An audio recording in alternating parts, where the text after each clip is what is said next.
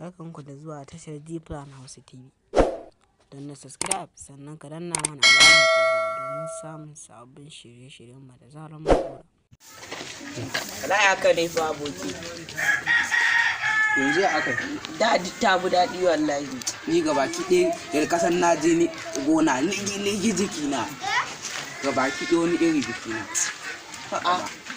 Kwanaki ne nan wannan hutun da aka bayar na zaɓe. Sai kakanmu ta ga muna ta yawo ta ce ku makarantar fa ka san faɗin tsofaffi. Na ce wallahi kaka an ba mu hutun ta ce to in zo in ba ku labari. Ce in zo in ba ku labari.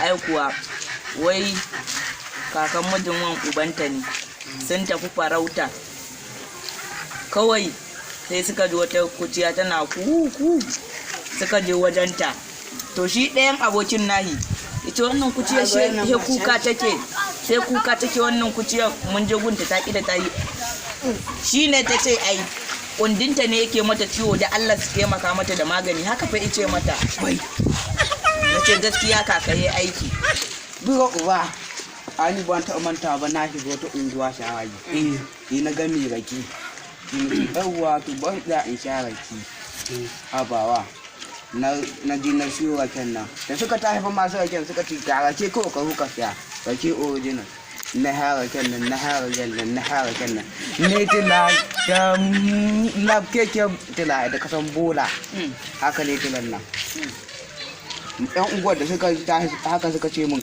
idan kai wannan tilas idan ka bar ta agun ka je wani satin ka dawo sai ka ɗibi tirela 8 na rake. Waccan uba kai ni nake ga muku ba zan taɓa mantawa ba na je muna fasaban gona sai na ga kan wani maciji ya leƙo shi da karami na je tarbi kan macijin nan tafiya nake kai daidai nan da Kaduna jelar bindin macijin nan tana ciki bata fito ba. Kai, wannan ƙarya tun da sai wani yawan mutane ƙarya kuke yi kawai saboda kun gamma a banza. da na ji an yi ƙarya sai guda ya sauka a kunnena